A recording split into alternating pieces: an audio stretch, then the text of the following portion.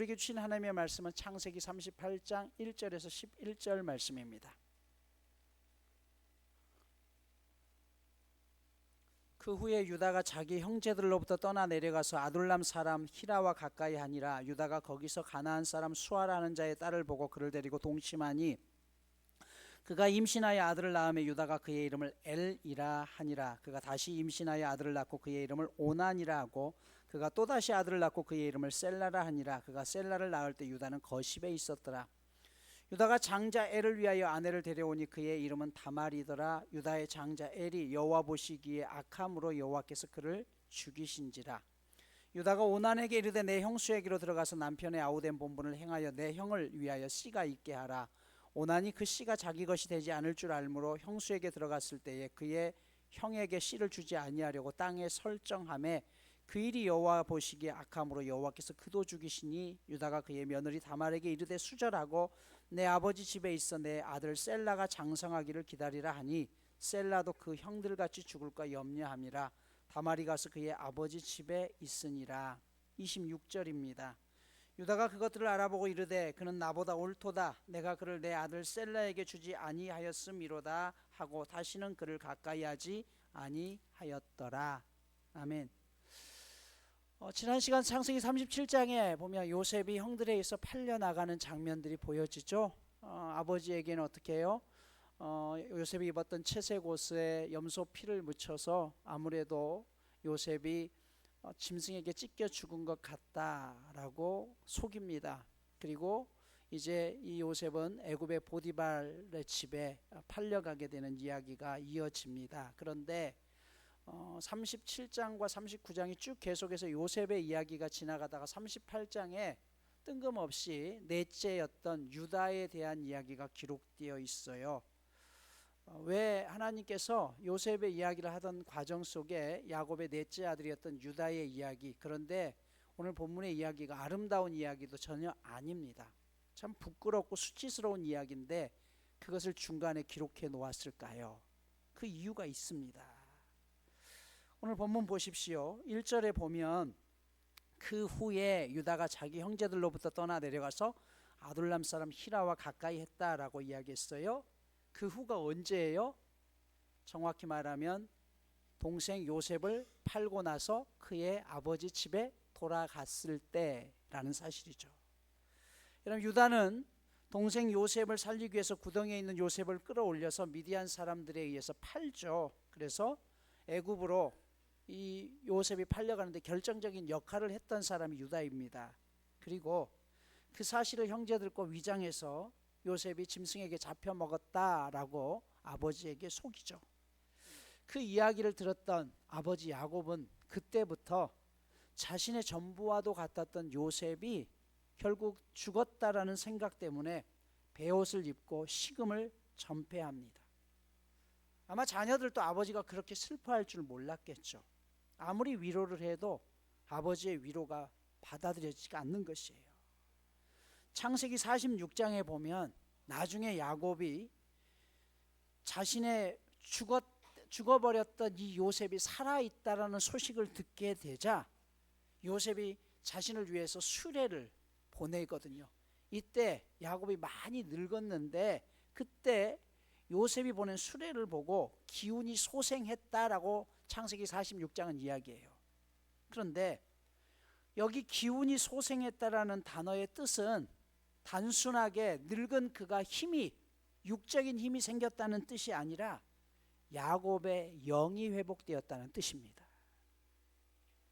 무슨 말이냐면 아들이 죽었다고 하니까요, 자신의 영이 완전히 곤두박질 쳤다는 것이에요. 인생의 의미가 사라지고 만 것이죠. 믿음 자체까지 흔들렸다는 것이에요. 여러분, 우리도 그렇잖아요. 하나님을 믿는 사람들이 정말 내 인생에 있어서 도저히 이해할 수 없는 큰 일을 당하게 되면 어떤가요? 그때 하나님을 원망합니다. 그리고 그때 믿음을 버리는 경우들도 있죠. 하나님, 이럴 수는 없습니다.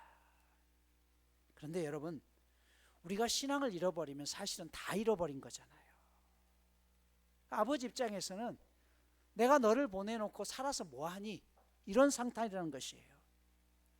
여러분 일제시대 때 신앙을 지키고자 끝까지 저항하시다가 결국 해방을 1년 앞두고 감옥에서 순교하신 주기철 목사님, 이 목사님이 감옥에 갇힌 순간부터 주 목사님의 어머니와 또 아내는요, 한겨울에도 방에 불을 한 번도 떼지 않았습니다. 그 이유가 무엇일까요? 내 자식이 지금 감옥의 그 차디찬 감옥 속에서 제대로 이불 하나 없이 춥게 떠는데 우리만 따뜻하게 잘 수 없다. 그래서 일부러 한겨울을 지내는 동안 단 한 번도 불을 지피지 않고 냉동으로 그렇게 자녀들과 함께 살았다는 그 일화는 놀라운 일이죠. 여러분 자식은 신앙을 지키기 위해서 그렇게 버티는데 부모된 내가 나만 배부르고 따스울 수 없다는 것이죠. 바로 이런 상황입니다. 자식들이 지금 야곱의 영을 죽인 거예요. 그 충격 앞에서 야곱도 영적으로 무너졌습니다. 반면 나중에 요셉은요, 그가 살아있을 때 어떻게 해요? 그 잃어버렸던 아버지의 영을 살리고 또 형제들을 용서함을 통해서 형제들의 영을 다시 살리는 사람이 되는 게 요셉입니다. 우리가 어떤 경우에도 사람을 살리는 사람이 되어야 되는 이유가 바로 여기에 있는 것이죠. 여러분 이 집안 분위기를 한번 생각해 봅시다. 집에 들어가면요, 매일 아버지는 자식을 잃은 슬픔에 넋이 나가 있고 형제들 또한 그런 분위기 속에서 농담 한마디 할 수 있겠어요? 그 집안에 우울함만 있는 것이에요. 그리고 아무리 요셉이 살아있다고 하지만 그 요셉을 팔자고 한 사람은 유다 자신이니까 이 부담이 말로 할 수 없는 것이에요. 그래서 결국 유다는 어떻게 해요? 그 집에서 견딜 수가 없어서 아버지 집과 형제들을 떠나서 약 24km 떨어진 아둘람이라는 곳으로 피신을 갑니다. 1절에 보면 유다가 자기 형제들에게 내려갔다라는 말은 아예 유다가 독립해서 나가버렸다는 것이에요. 이 일 아니어도 야곱의 집안에는 굉장히 복잡한 문제가 많았습니다. 큰형이었던 누벤은요, 아버지의 첩을 강간하죠.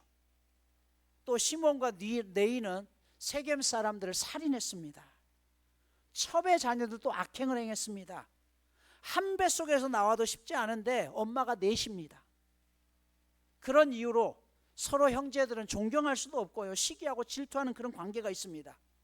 그래서 차라리 유다는 그냥 이놈의 집구석 있어봤자 아버지는 맨날 질질 짜고 있고 나 또한 편하지 않으니 그냥 나가자, 나갔습니다. 그런데 이게 유다에게 실수였다는 것이죠. 여러분 우리가 신앙생활 하다 보면요, 교회 안에 이런 일이 있을 수 있어요. 스캔들도 있고요, 시기와 질투도 있습니다. 때로는 세상 사람보다 더한 일도 일어나기 시작해요. 그래서 너무 실망한 나머지 사람들이 교회를 떠납니다. 그러나 여러분 그럼에도 불구하고 우리가 공동체 안에 남아 있어야 되는 이유가 있어요. 그 이유는 유다가 떠난 그 땅, 우리의 신앙 공동체는 아브라함의 하나님, 이삭의 하나님, 야곱의 하나님에게 하나님께서 복 주시겠다고 약속한 땅이기 때문에 그래요. 거기에 하나님의 이름이 있고 그곳에 하나님의 약속이 있습니다. 우리는 아무리 내 삶이 힘겹고 어려워도 때로는 부조리한 것을 보더라도 우리가 살기 위해서는 하나님의 말씀을 들어야만 살 수 있는 것이에요. 그게 우리네 삶이라는 것이에요. 그래서 여러분 아무리 힘들고 시험에 들더라도 여러분들이 믿음을 저버리면 안 되는 것이에요. 차라리 교회를 옮기를 망정 신앙을 버려서는 안 된다는 것이죠. 사실 또 사람들이 상처받고 이것저것 교회를 옮겨보지만 문제없는 교회가 세상에 있을까요? 없습니다. 그러다 보니 이래저래 상처받고 신앙생활을 접어버린 사람들이 우리나라에만 300만 명이 넘습니다. 실제로 지금 그래요. 그러나 여러분 다시 말씀드립니다마는 신앙을 잃어버리면 전부를 잃어버릴 것이에요. 공동체에 있다 보면 여러 가지 이해할 수 없는 일들도 있지만 거꾸로 힘이 되는 경우도 많잖아요. 때로는 내가 그 사람 때문에 힘들지만 또 다른 사람 때문에 내가 힘을 얻게 되고 그들을 통해서 일어서게 되는 것이에요. 천하 인간의 구원을 얻을 만한 다른 이름을 우리에게 주신 일이 없어요. 목욕 물을 버리다가 자칫 잘못해서 목욕통 안에 있는 아기를 던져버리는 경우가 생기지 말아야 된다는 것이죠. 오늘 본문은 바로 이 이야기를 우리 가운데 주시고자 하는 것입니다. 자, 아버지 집을 떠났던 이 공동체를 떠났던 유다에게 어떤 일이 일어납니까? 아둘람은 우리에게 다윗이 피신했던 것으로 잘 알려진 것이죠. 그곳에서 함께 목축을 했던 친구 히라를 만나서 그와 아주 가깝게 지냅니다. 그러던 어느 날 히라와 함께 가나안 사람의 딸이었던 수아의 딸과 동침을 하게 돼요. 여러분, 아브라함이 며느리를 얻는 리브가를 얻는 과정을 아십니까? 그의 종에게 맹세하게 해서 그의 고향 땅에까지 가서 가나안 사람이랑 절대 결혼할 수 없다라고 해서 고향에까지 가서 며느리를 데려왔습니다. 다른 거 다 용납하지만 결혼만큼은 같은 믿음의 사람 안에서 해야 된다고 그렇게 신신당부해 왔습니다. 유다가 그것을 몰랐을까요? 알았어요. 하지만 유다는 절대 하지 말라고 했던 가나안 여인과 오늘 결혼을 하게 돼요. 여기 2절에 보면 동침했다라는 단어는요, 강제로 빼앗았다라는 것이에요. 자신의 정욕을 이기지 못해서 강제로 범했다는 것이에요. 여러분, 아버지 집을 떠나니까요, 이제 자신을 잡아줄 울타리가 없어요. 내가 어떻게 살아가든 아무도 나한테 뭐라고 할 사람이 없는 것이에요. 주위 한번 보십시오. 신앙생활 하시다가 신앙을 버리는 사람들의 많은 사람들이 철저하게 나중에는 세상 방식대로 살아가는 경우가 참 많아요. 안전장치가 사라졌기 때문이죠. 어찌되었든 하룻밤의 이 일로 인해서 정상적인 결혼이 아니지만 이렇게 해서 유다의 아내로 살게 됩니다. 그리고 나서 그 아내가 임신해서 아들을 낳자 큰 아들의 이름을 엘이라고 지어요. 더 정확히 에르라는 단어인데요, 일어나라, 깨어나라는 뜻입니다. 성경학자들은 노예로 팔려간 요셉이 죽지도 말고 포기하지 말라, 그래서 유다가 동생을 생각하면서 첫 아이에게 일어나라, 깨어나라라고 지었다고 이야기를 합니다. 자, 여기까지를 종합해서 우리 현대식으로 표현하면 이런 거죠. 유다가 동생을 팔아 넘기고 집안 분위기가 너무 우울하고 있어봐야 별로 희망이 없다라고 해서 집을 떠나죠. 그리고 어떻게 해요? 친구들과 매일 술 마시다가 어느 날 술집에 가서 술김에 여자를 안았는데 그 결과 아이가 생겨버렸네요. 그래서 어떻게 해요? 결혼해서 사는 것이에요. 여러분, 어떤 상황인지 대충 아시겠죠? 그래서 우리가 어떤 경우에도 우리의 인생을 포기하면 안 되는 것입니다. 우리 각자를 향한 하나님의 계획하심이 있지만 사실 현실의 어려움 속에서 삶을 포기하고 놓아버리면 그때는 목적이 사라지는 것이에요. 그래서 막 살게 됩니다. 지난 시간에도 말씀드렸듯이 인생은요, 반드시 뿌린 대로 거두게 되어 있습니다. 유다가 그 여인과 살면서 또 아들을 낳아서 둘째 오난이라고 짓습니다. 그리고 셋째를 지었는데 셀라라고 이야기해요. 기도, 평화라는 뜻이죠. 이때 유다는요, 자신의 집에 있지도 않았어요. 사랑하는 여인이 아니었으니까요. 아예 집을 떠나서 거십이라는 동네에 머물고 있었습니다. 그러니까 유다는 결혼을 했음에도 불구하고 사랑해서 한 것도 아니었고 하룻밤의 불장난으로 자신이 될 대로 되라는 식으로 이 여인과 결혼해서 자녀를 셋 낳게 되었는데 그 가정생활이 제대로 됐겠냐는 것이에요. 셋째 아이를 낳을 때는 아예 집을 떠나 있었다니까요. 시간이 흐른 뒤에 유다의 큰아들이 장가 갈 나이가 되자 큰아들 엘을 위해서 아내를 데려옵니다. 그 아내의 이름이 다말이라는 사람이에요. 가나안 여인입니다. 그런데 이 다말이 가나안 이방인이었지만 나중에 메시아의 족보에 올라가게 되죠. 자, 그런데 이 며느리 다말과 결혼했던 장남 엘이 갑자기 세상을 떠납니다. 어떤 죽음인지는 모르지만 하나님 보기에 악했기 때문에 하나님이 죽이셨다라고 이야기해요. 그러자 유다가 둘째 아들 오난을 형수랑 함께 자라라고 보냅니다. 당시 관습은요, 여인에게 부인에게 자식이 없게 되면 대가 끊기기도 하고 먹고 살 수가 없어요. 남편이 없으면. 여성들은 혼자서 살 길이 없던 거예요. 그래서 형이 죽게 되면 동생이 형수와 함께 살게 하고 거기서 난 자식들은 동생의 자식이 아니라 형의 자식이 되는 거예요. 그리고 형의 유산을 그대로 아버지 유산을 형 대신해서 유산을 받게 되는 것이죠. 이런 법이 필요했던 것은 사회적인 약자에 대해서 최소한의 안전장치를 마련해 놓았던 성경의 이유입니다.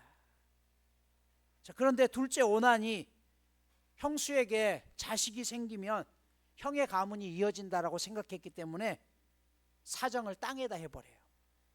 이 오난의 이름에서 생겨난 영어 단어가 오나니즘이라는 단어인데요, 자의행위라는 단어가 바로 여기서 나오죠.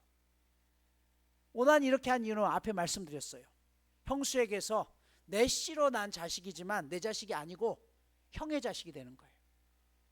유산도 두 배가 장자의 고난도 그 녀석한테 넘어가는 거예요.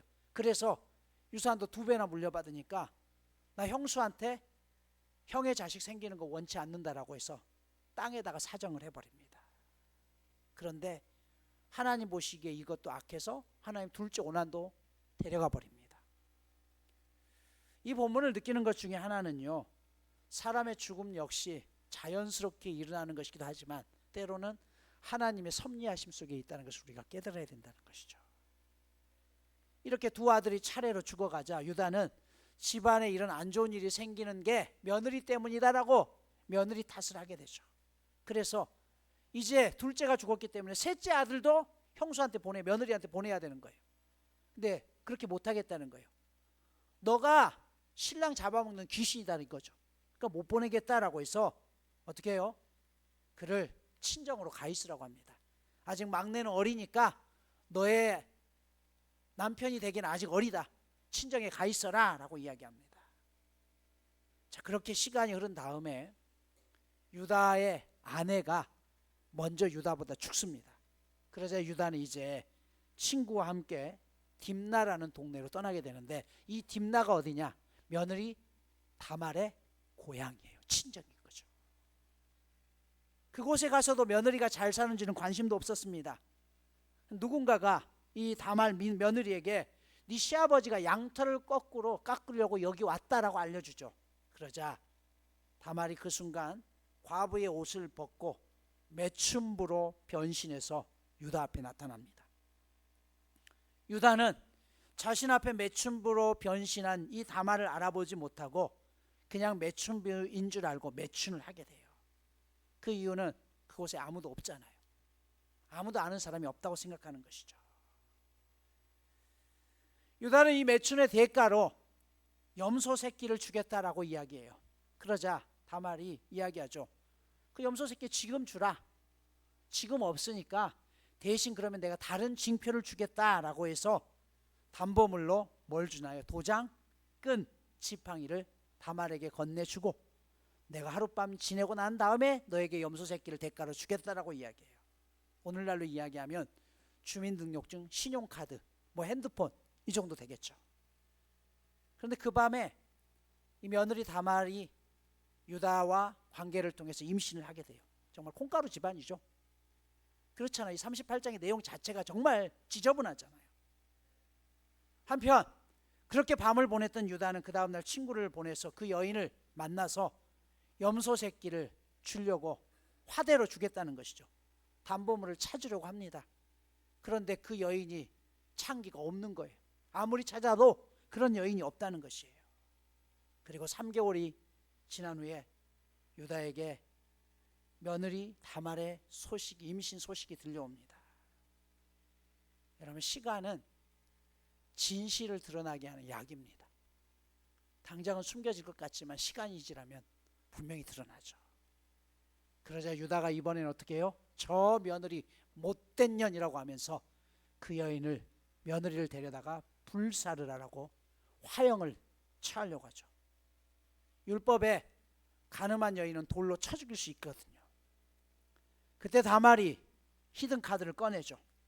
바로 시아버지가 자기에게 주었던 도장, 끈, 지팡이를 보여주면서 내 뱃속에 지금 들어있는 아이는 다른 사람이 아니라 시아버지의 씨입니다라고 이야기한 것이죠. 자, 그제서야 유다는 자신의 잘못을 인정합니다. 며느리가 이렇게 한 이유는 무엇이에요? 막내를 자신에게 주지 않았다는 것이에요. 대를 이어가고자 했지만 이을 수가 없다는 것이죠. 그제서야 유다는 자신의 잘못을 인정합니다. 그리고 이 다말에게서 나중에 베레스와 세라라는 쌍둥이가 태어나는데 바로 이 가문을 통해서 나중에 예수 그리스도가 탄생하게 되는 것이에요. 여러분 37장에서 39장으로 넘어가는 이 요셉 이야기가 이어지는데 그 사이에 38장의 내용을 일부러 삽입합니다. 그 이유가 있는 것은 바로 다말의 이야기를 통해서 우리에게 주고자 하는 교훈이 있다는 것이에요. 이 여인이 얼마나 인생에 기구합니까? 남편이 세상을 떠나고 시동생과 결혼했지만 또 역시 세상을 떠납니다. 그 와중에 창녀로 변장해서 시아버지를 속여 잠자리를 같이 하면서까지 유다 집안을 떠나지 않았던 이유가 무엇일까요? 그녀에게 분명한 목표가 있었기 때문이에요. 어떤 목표예요? 그는 이방인이었지만 유다 집안의 가문을 잇고자 하는 열망이 있었습니다. 그게 뭐예요? 신앙 안에서 하나님의 백성으로서의 그 이름을 올리고 싶었다는 것이에요. 바로 이 이유 때문에 온갖 오해와 멸시와 조롱을 당하면서도 그 집안을 떠나지 않았습니다. 그래서 유다가 나중에 고백하죠. 그가 나보다 옳다. 무엇이 옳다는 것이에요? 첫 번째로 그녀의 열정이 옳다는 것이에요. 하나님의 백성이 되고 나니 하나님의 자녀가 되니 얼마나 귀하고 복된 일인가를 뼈저리게 느낍니다. 그래서 믿음의 공동체에 뿌리를 내리기 위해서 어떻게든지 이스라엘의 씨를 가져야 된다는 열망이 생겼다는 것이에요. 이를 위해서 모든 고난들을 다 참았습니다. 여러분, 오늘 우리에게 이런 열정이 있습니까? 내가 하나님의 자녀라는 그 사실을 얻기 위해서 온갖 모독과 고난을 당하면서도 참아내는 신앙의 열정이 있느냐는 것이에요. 이 신앙이 얼마나 귀한데 한 이방인 여인도 그 신앙의 뿌리를 잇기 위해서 그 신앙 안에 가문에 들어가기 위해서 모진 고난을 겪으면서도 끝까지 포기하지 않았던 이 여인의 모습을 통해서 하나님 우리에게 말씀하시는 거죠. 너에게 이처럼 신앙에 대한 갈급함이 있느냐는 것이에요. 하나님의 백성이 되었다는 것이 얼마나 소중한데 그것을 지키고자 하는 열망이 있느냐는 것이에요. 두 번째, 오늘 본문에 보면 옳다는 말은요, 증표를 가지고 있었던 게 옳다는 것이에요. 다말은 지금 시아버지가 불태워 죽여버린다고 했어요. 불륜을 저지른 명백한 증거가 뱃속에 있기 때문이죠. 그러나 도장과 끈과 지팡이 증표 앞에서 모든 게 다 해결되었습니다. 그래서 그 증표를 고이 간직했던 다말을 향해서 네 말이 옳다라는 것이에요. 우리에게 하나님이 끝까지 내게 주어진 증표가 무엇입니까? 십자가잖아요. 십자가. 그것이 하나님이 나를 사랑한다는 증거잖아요. 오늘 말씀을 마무리합니다. 교회 공동체 안에서 때로는 불의한 일을 볼 수 있습니다. 때로는 이해할 수 없는 일도 있을 수 있다는 것이에요. 그러나 절대 믿음을 떠나면 안 되는 이유가 여기에 있습니다. 공동체를 떠나는 순간 우리 자신을 붙들어 들어왔던 모든 방패막이 사라지는 것이에요. 다말은 이방인이었습니다. 하지만 그가 하나님 믿는 집안에 시집와서 자신의 인생에 있어서 참으로 기구한 운명을 겪지만 가문의 소중함, 믿음의 소중함을 알고 그 믿음을 포기하지 않기 위해서 끝없는 수모를 참고 견디어냈을 때 그런 마태복음에 나오는 예수님의 족보에 당당하게 이방인 여인으로서 믿음의 조상이라는 이름을 올리게 됩니다. 자신의 시아버지를 속이면서까지 믿음을 지키고자 했던 이 여인을 오늘 성경은 그는 나보다 옳도다라고 이야기해요. 유다, 자신보다 옳은 여인이라는 것이에요. 열정이 옳고 그가 끝까지 약속을 붙들고 있었던 징표가 옳다는 것입니다. 또한 이 여인으로 인해서 집을 나갔던 유다는요, 자신의 어리석음을 깨닫고 다시 아버지 집에 돌아옵니다. 그리고 나중에 당당하게 메시아이신 예수 그리스도의 조상으로 이름을 올리게 되죠. 이 사실을 통해서 우리가 알 수 있는 것은 우리의 인생에서 아무리 잘못된 결정을 했다고 할지라도 후회는 하지만 절망할 필요는 없다는 것이에요. 왜냐하면 하나님의 은혜는 이 모든 것을 회복시킬 능력이 있으시기 때문에 그렇습니다. 그래서 여러분, 회복은요, 원래 상태로 되돌리는 것이 회복이 아니라 가려주는 게 회복이에요. 살아오면서 받은 상처를 원래 상태로 없던 일로 만들 수는 없어요. 그렇죠? 내가 받은 상처를 없던 일로 할 수는 없어요. 하지만 하나님의 은혜는 그 모든 것을 덮어버리는 거예요. 그 상처를 덮어주시는 거예요. 가려주시는 것이에요. 그래서 원상태로 회복시켜주는 것이, 너의 모든 상처를 다시는 기억하지 않겠다라고 말씀하시잖아요. 때로 우리가 살다 보면 억울한 일을 당할 수 있어요. 그런데 그리스도인이란 억울한 일을 당하기로 작정한 사람입니다. 예수님이 이 땅에 오신 것 자체가 억울한 일이잖아요. 그분이 죄가 없으신 완벽한 인간이셨지만 가장 잔인한 형벌을 통해서 십자가에 죽으셨습니다. 이보다 더 억울한 일이 있을까요? 우리가 예수님 때문에 십자가에 죽진 않았잖아요. 다말 역시 억울한 여인이었습니다. 그러나 그 억울함 때문에 다말이 믿음이 포기했나요? 아니요. 끝까지 지켜냈을 때 믿음의 조상으로서 이름을 올리게 됩니다. 우리 모두 예외 없이 하나님의 심판대 앞에 서게 될 것입니다. 그때 우리는 증표를 내밀어야 돼요. 그 증표가 바로 십자가입니다. 주님, 제가 그 억울함 속에서도 끝까지 믿음을 저버리지 않았습니다. 주님의 십자가가 내 십자가라고 생각하기에 끝까지 버텨냈습니다. 여러분, 이 다말의 믿음과 신앙, 이 열정을 우리 모두가 함께 이어갈 수 있기를 소망합니다.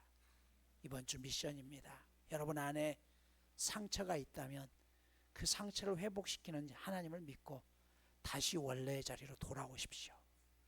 여러분이 가야 될, 여러분이 있어야 될 그 자리에서 하나님은 다시 회복시켜 주실 것입니다.